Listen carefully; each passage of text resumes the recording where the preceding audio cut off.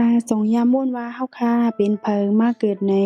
เกาลองก้นตียามเป็นคุณผีนางผีมาเกิดค่ะ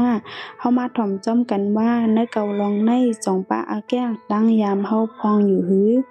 เอาค่ะมื้อนี้ก็ถ่อมในอย่าไปลืมกดไลค์กด Subscribe ไว้ปันของ YouTube เฮาค่ะได้กระดิ่งสิกำค่ะปุ่นตาเฮาค่ะได้มีแรงใจตาได้เฮ็ดคลิปวิดีโอหูหน้านั้นเอาค่ะเฮามาถ่อมจ้อมกันค่ะลองที่หนึ่งค่ะมีลองตั้งฮักแลเมตตาต่อเพิ่นอำมุ่งม่องอีสังและหมอหันถึงกลางใจเปิ้นไลง่าย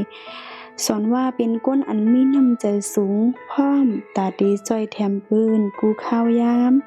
ลองที่สองค่ะหมอลามฮู้เลยเลอะใจเปิ้นง่ายและอำว่าเปิ้นได้มีอาแก้งตั้งยามซึ่งหือในสังเขาเลยอยู่จ้อมแก็บหนึ่งก้อยกอเขาได้ลามฮู้เลยหมั่นแม่นเด้ค่ะลองที่สามเหมือนอำเข้าใจลองอำนาจและลองยิ่งใหญ่อำเข้าใจลองเงินคำในแห่งกาเลยค่ะเขาได้มออยู่กัดๆเย็นๆไว้ค่ะลองที่สี่มีลองเข้าใจลองพิงงามแลดูซัดก้นอันเป็นคุณผีนางผีลงมาเกิดเดหมอฮากอีหลูดูซัดแลลองพิงงามตั้งเซงเดหมอฮู้กาขันสภาวะและสัตว์อันมีตูเสอดังเซงเดอำไขหันสัตว์ถูกเฮ็ดให้ลองที่ห้าเดมีลองนอนฝันอันมันแม่น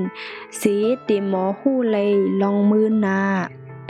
ลองที่หกมีเสอตื่นฮู้มีเสออันไข่ซอยแถมปืนนำเต้เด้ลองที่เจ็ดหมอยืนบันตั้งฮู้ธรรมาและหมอปืนแพร่บันปืน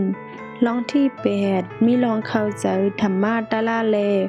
หมอแก้งกำหมอบันแห้งเสยปืนเด้ๆลองที่เก้าเหมือนฮู้เลยว่าหมังก้อนในเป็นกวนอันเฮายามมืดกือกันมามือสาดกวนวันหลังนั่นเกาลองในเป็นลองยุ่มยำก้นเฮาตั้งเสียงกาอย่าไปลืมกดไลค์กด Subscribe ไว้ปันเฮาค่ะบุญดาได้เฮ็ดช่องออกมาแทงนำเรื่องเสกำค่ะ